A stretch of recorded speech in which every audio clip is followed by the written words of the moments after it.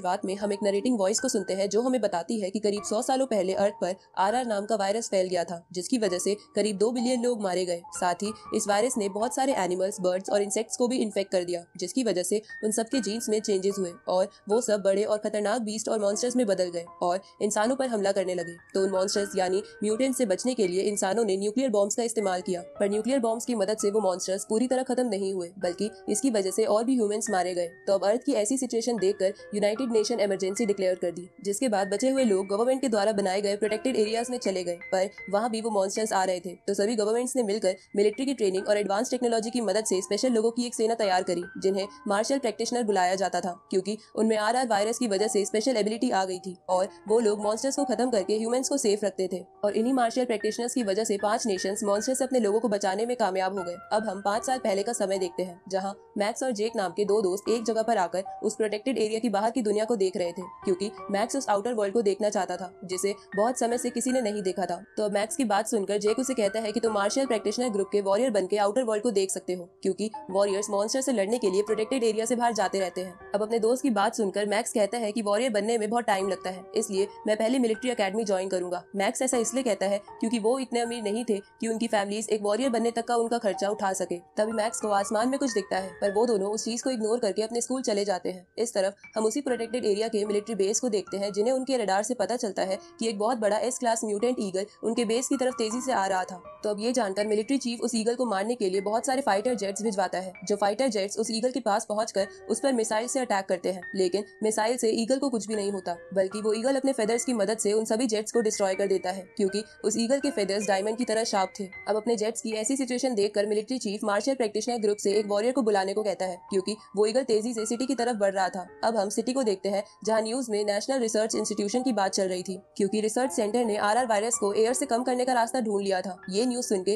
अपने स्कूल जा रहा मैक्स रिसर्च सेंटर की तारीफ करता है। तभी मैक्स के साइड से एक ईवा नाम की उसकी एक क्लासमेट गुजरती है, जिसे मैक्स बहुत पसंद करता था। साथ ही ईवा भी मन ही मन मैक्स को लाइक करती थी। अब ईवा को देखकर मैक्स उसे बात करने के लिए उसके पास जाता है, पर उसी वक्त वहाँ हाओ बाई नाम का एक अमीर लड़का आ जाता है, जो ईवा को जानता था, इसलिए वो उसे ले जाने आया था। पर तभी वहाँ वो म्यूटेंट ईगल आ जाती है और सिटी की बिल्डिंग्स को तबाह करने लगती है, जिसे देखकर सभी लोग डर के मारे इधर उधर भागते हैं। तभी एक बिल्डिंग के कुछ कांच टूटकर ईवा पर गिरने लगते हैं, लेकिन मैक्स सही समय पर ईवा को गोद में उठाकर बचा लेता है। लेकिन उसी वक्त वो ईगल उन दोनों पर अपने फेदर से अटैक करती है, जिससे बचने का उनके पास टाइम नहीं था। पर तभी वहाँ मार्शल प्रैक्टिशनर ग्रुप का एक वॉरियर आकर उन दोनों को बचा लेता है। इसके बाद वो वॉरियर उस ईगल के पीछे जाकर बहुत कम टाइम में उसे भी मार देता है, जिसकी वजह से शहर के लोग और मिलिट्री खुश हो जाती है। साथ ही उस वॉरियर को देखकर मैक्स भी चौंक गया था, क्योंकि उस वॉरियर ने बहुत ही आसानी से उस म्यूटेंट को मार दिया था। इसलिए मैक्स भी उस वॉरियर को देखकर एक वॉरियर बनने का ही डिसाइड करता है, ताकि वो भी उनकी तरह ही स्ट्रॉन्ग बन सके। अगले दिन हम मैक्स का स्कूल देखते हैं, जहाँ टीचर सभी स्टूडेंट्स को विश करता है, क्योंकि कल उन सबका मिलिट्री अकेडमी का एंट्रेंस एग्जाम था।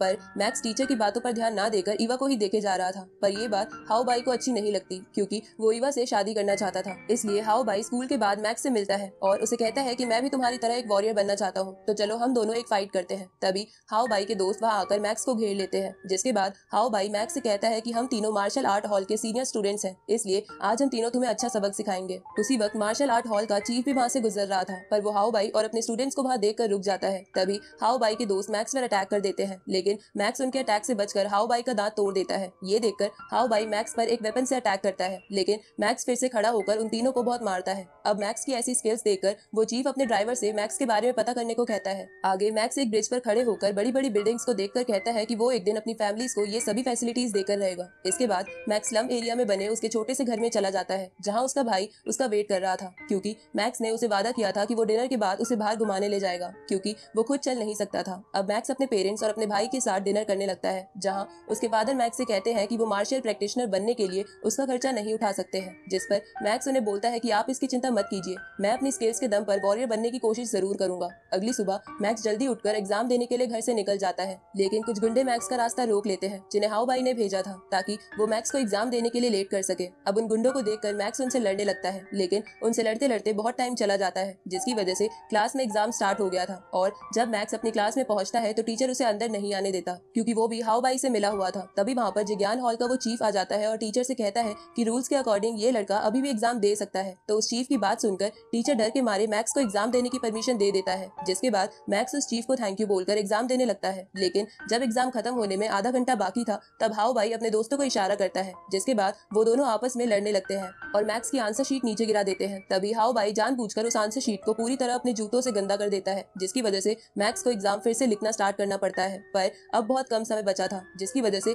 मैक्स टेंशन में आ जाता है और माइंड पर बहुत प्रेशर डालने की वजह से बेहोश हो जाता है। आगे हाओ बाई अपने फादर और अंकल के साथ एग्जाम अच्छा जाने की खुशी में सेलिब्रेट करता है, जहां वो अपने फादर से कहता है कि वो भी अपने अंकल की तरह एक अच्छा वॉरियर बनना चाहता है। ये सुन के हाओ बाई का अंकल उसकी तारीफ करता है। तभी हाओ बाई के फादर उससे पूछते हैं कि क्या एग्जाम टाइम में कोई बच्चा बेहोश हो गया था, क्योंकि उन्होंने ऐसी न्यूज सुनी थी। जिस पर हाओ बाई हाँ करते हुए कहता है कि उस लड़के के ग्रेड्स अच्छे आते हैं, पर वो मुझसे अच्छा स्टूडेंट नहीं है। अगले दिन मैक्स को होश आता है, जहाँ हॉस्पिटल में ईवा मैक्स से मिलने जाती है और उसे उस दिन के लिए थैंक यू बोलती है जब मैक्स ने बर्ड से उसकी जान बचाई थी। तभी वहाँ हाओ बाई भी आ जाता है और ईवा के सामने अच्छा बनने के लिए मैक्स से कहता है कि तुम्हें अपनी सेहत का ध्यान रखना चाहिए, एग्जाम तो आते रहते हैं। ये सुन के मैक्स को गुस्सा आता है, पर वो कुछ नहीं करता। कुछ दिनों बाद उस एंट्रेंस टेस्ट का रिजल्ट आ जाता है, पर मैक्स उस टेस्ट में पास नहीं हुआ था, जिसकी वजह से वो बहुत निराश हो जाता है। साथ ही ईवा को भी मैक्स के लिए बुरा लगता है। आगे मैक्स रेगुलर चेकअप के लिए फिर से हॉस्पिटल जाता है, जहाँ उस मार्शल आर्ट हॉल के चीफ उसे मिलने आते हैं और उसे बताते हैं कि उन्होंने मैक्स को लड़ते हुए देखा है और उन्हें मैक्स की स्किल्स और स्ट्रेंथ कमाल की लगी है, क्योंकि ऐसी स्किल्स और स्ट्रेंथ सूडो लेवल के वॉरियर के पास होती है, जो कि मार्शल प्रैक्टिशनर का फर्स्ट लेवल है। ये सुन के